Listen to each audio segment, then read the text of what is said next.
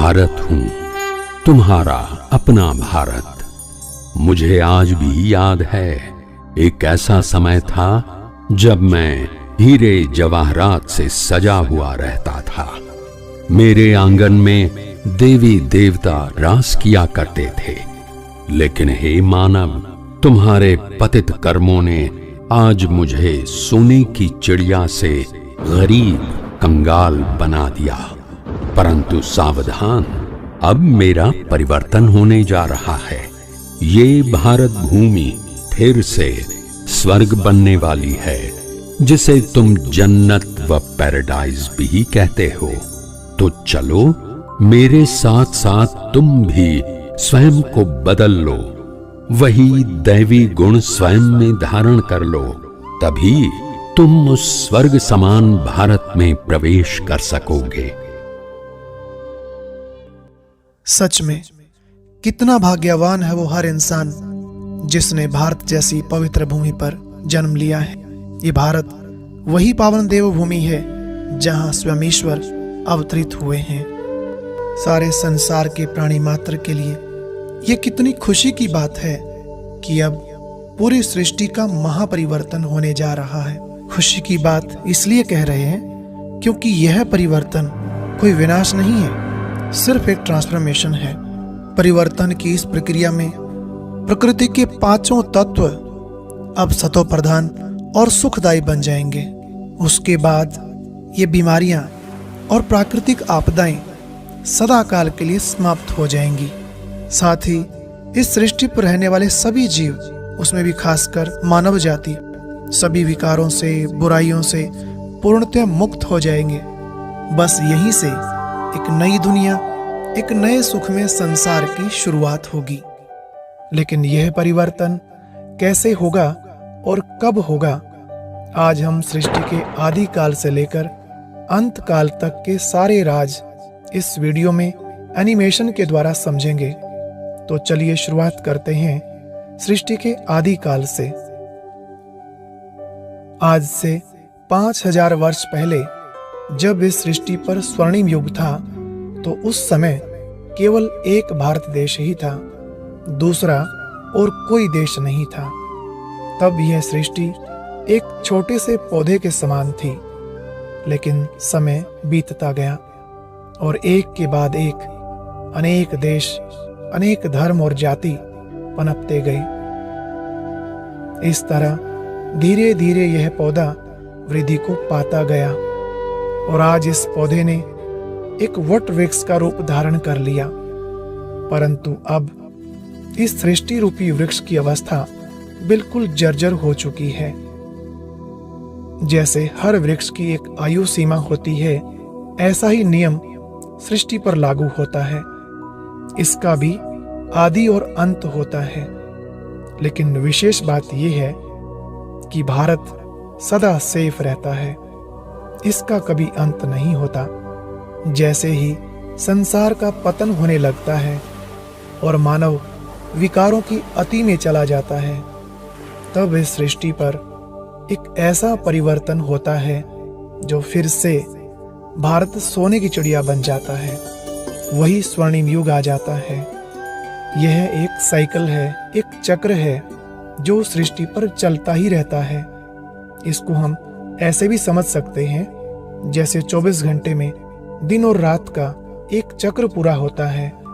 हर रोज सुबह होती, फिर दोपहर, शाम और उसके बाद रात हो जाती है। लेकिन रात के बाद पुनः सवेरा जरूर होता है। ठीक ऐसे ही सृष्टि पर भी बेहद का चक्र चल रहा है, जो हर 5000 वर्ष में फिर से रिपीट होता है। यह सृष्टि चक्र एक समान 4 हिस्सों में विभाजित है: सतयुग, त्रेतायुग, द्वापर युग और कलयुग। कलयुग के बाद फिर से सतयुग आता है, बिल्कुल वैसे ही जैसे रात के बाद दिन आता है। कहते हैं ना, समय कभी नहीं रुकता। सतयुग से चलती हुई इस घड़ी की सुई आज यहां तक आ पहुंची है। कलयुग के इस अंत समय में जब सृष्टि पर घोर पाप और भ्रष्टाचार बढ़ जाता है, अति धर्म ग्लानि हो जाती है, तब इस कलयुग को सतयुग में परिवर्तन करने के लिए उस परम शक्ति को धरती पर आना पड़ता है, क्योंकि महापरिवर्तन का ये कार्य कोई साधारण व्यक्ति नहीं कर सकता।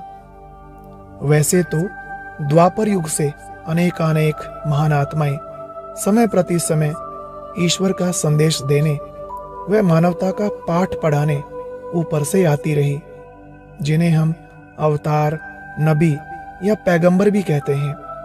उनकी अलग अलग मान्यताओं के आधार से धीरे धीरे इस धरती पर अनेक धर्म स्थापन होते गए, लेकिन धर्म भले ही स्थापन हुए, परंतु संसार का पतन लगातार होता ही रहा। इसलिए नरक समान बनी हुई इस कलयुगी दुनिया को फिर से स्वर्ग, जन्नत बनाने उस ईश्वर को खुद आना पड़ता है। तभी तो उनको खुदा भी कहते हैं।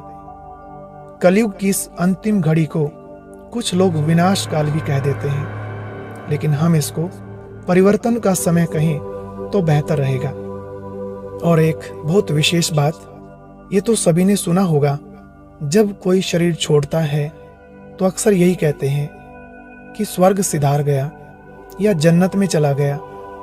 लोग समझते हैं ऊपर आकाश में, सितारों में ऐसी कोई दुनिया होगी, लेकिन वास्तव में स्वर्ग या नर्क जो कुछ भी है सब इस धरती पर है। ये सारे नाम इस कलयुग के हैं, जैसे नर्क, जहन्नुम, हेल, क्योंकि यहाँ सब दुखी है ना, और सतयुग में है अपार सुख, इसलिए उसको स्वर्ग, जन्नत, हेवन या पैराडाइज कहते हैं। अब यह धरा फिर से वही स्वर्गिक दुनिया बनने वाली है, जहाँ सुख होगा, शांति होगी और सभी प्राणी मात्र का आपस में अत्यधिक प्रेम होगा। वहाँ दुख का तो नाम निशान भी नहीं होगा। हो सकता है इतना सब कुछ स्पष्ट होने के बाद भी कोई की बुद्धि इस बात को स्वीकार ना करे, लेकिन अस्वीकार करने की भी ऐसी कोई वजह नहीं है। देखिए, अगर आप हिंदू हैं तो हिंदू धर्म के मुख्य ग्रंथ में स्वयं ईश्वर द्वारा उच्चारित एक मुख्य श्लोक तो आपको याद ही होगा। यदा यदा हि धर्मस्य ग्लानिर्भवति भारत अभ्युत्थानं, यानी जब जब धर्म की ग्लानि होती है, पाप बढ़ता है, दुख बढ़ता है, तब तब भगवान इस धरा पर अवतरित होते हैं। परित्राणाय साधूनां विनाशाय च दुष्कृतां धर्म संस्थापना, और अनेक अधर्मों का विनाश कर एक सत धर्म की स्थापना करते हैं। और अगर आप हिंदू नहीं, मुस्लिम हैं, तो कुरान में देख लीजिए, उसमें भी कितना स्पष्ट लिखा हुआ है कि जब कयामत का समय आएगा तो अल्लाह स्वयं आकर सभी रूहों को जो कब्र दाखिल हैं उन्हें निकालेगा और उनके कर्मों का हिसाब लेगा। जिन्होंने अच्छे कर्म किए होंगे उनको अपने साथ जन्नत में ले जाएगा और बाकी सबको सजा देकर जहन्नुम में भेज देगा। तो क्या आपको नहीं लगता यह वही कयामत का समय चल रहा है? कितनी धर्म ग्लानि हो रही है, खुद ही विचार कीजिए। क्या ऐसा कोई पाप कर्म आज शेष रह गया है जो अब तक नहीं हुआ हो, या इससे भी ज्यादा कुछ और होना बाकी है? बताइए, अगर ऐसे समय पर भी भगवान नहीं आएंगे तो फिर कब आएंगे? सच तो ये है कि वो धरा पर आया हुआ है और अपना सृष्टि परिवर्तन का कार्य गुप्त रीति से कर रहा है। उसको पहचान लीजिए। चलिए अब आते हैं सबसे मुख्य विषय पर। अभी हम जानेंगे वह ईश्वर कौन है, कैसा है, कहाँ आया हुआ है। वास्तव में वह जो परम सत्ता है वो निराकार है, अजन्मा है। भले एक बार इस सृष्टि पर वो आते हैं, परंतु हम मनुष्यों की भांति जन्म नहीं लेते, बल्कि पर काया प्रवेश करते हैं। इसलिए तो उनका अवतरण दिवस मनाया जाता है, कभी जन्म दिवस नहीं। अब ये भी जान लीजिए कि परमात्मा का रूप कैसा है। देखिए, हर धर्म में उनका रूप ज्योति स्वरूप में स्वीकार किया गया है। जैसे ईसाई लोग क्या कहते हैं? God is light. ऐसे ही मुस्लिम धर्म में मानते हैं कि अल्लाह नूर है, नूर इलाही कहते हैं। हिंदू धर्म ने भी ईश्वर को ज्योति रूप में स्वीकारा है। देखो भारत में ज्योतिर्लिंग की कितनी पूजा होती है। अब ये तो हम सब जानते ही हैं, ये सारे शब्द जैसे लाइट, ज्योति, नूर, सभी का अर्थ एक ही है, प्रकाश। ये सब एक ही शब्द के पर्यायवाची हैं। कुल मिलाकर हम सब सदा से ही एक ईश्वर को अलग अलग नामों से मानते आए हैं। और अब पूरी मानव जाति के लिए यह बहुत बड़ी खुशखबरी है कि वो परम पिता परमात्मा हमारे बीच आया हुआ है। प्रजापिता ब्रह्मा के तन में प्रवेश होकर अपना सृष्टि परिवर्तन का कार्य कर रहा है। उसको पहचान लीजिए, ऐसा ना हो बहुत देर हो जाए। हे प्रिय आत्मन, हे मेरे प्यारे बच्चों, मुझे पहचानो। मैं तुम्हारा पारलौकिक पिता नई दुनिया की स्थापना के लिए इस धरा पर आ चुका हूं। तुम मेरा सत्य परिचय जानकर मेरी याद द्वारा अपना भविष्य श्रेष्ठ बना लो। याद रखना, अभी नहीं तो कभी नहीं, कभी नहीं। आज आपको परमात्मा का सत्य परिचय मिल गया और साथ में पूरे सृष्टि चक्र को भी आपने जान लिया। इस ज्ञान से जुड़ी हुई और भी बहुत सी बातें अभी समझना बाकी है।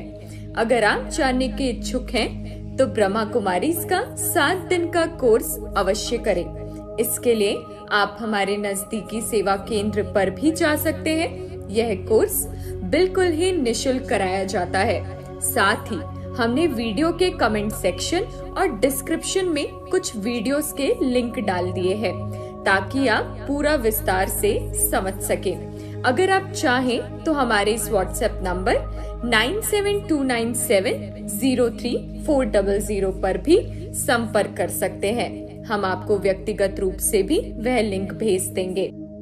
अभी 1 मिनट उस परम शक्ति के साथ अपने मन बुद्धि का कनेक्शन जोड़ने के लिए हम मेडिटेशन करेंगे। सबसे पहले ये जरूर जान लें कि हम मनुष्य आत्मा भी परमात्मा के समान ज्योति स्वरूप है और इस शरीर में आत्मा का स्थान यहाँ मस्तक के बीच में है। तो ऐसा फील करें जैसे सूर्य की किरणें पृथ्वी पर पड़ती है तो चारों ओर प्रकाश ही प्रकाश फैल जाता है।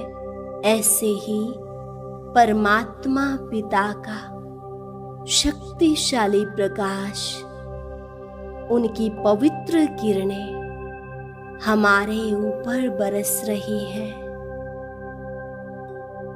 और हम असीम शांति का अनुभव कर रहे हैं। सारी चिंताएं, सारे दुख समाप्त हो गए हैं, बिल्कुल हल्के हो जाएं और कुछ सेकंड बहुत आनंद का अनुभव करें। अगर आप इस ज्ञान से जुड़ी और भी बातें जानना चाहते हैं तो चैनल को सब्सक्राइब जरूर कर लें और अब हमारी दूसरी वीडियो देखने के लिए स्क्रीन पर दिए गए बॉक्स पर क्लिक करें। अगर स्क्रीन पर कोई बॉक्स ना मिले तो आप हमें इस व्हाट्सएप नंबर पर भी संपर्क कर सकते हैं।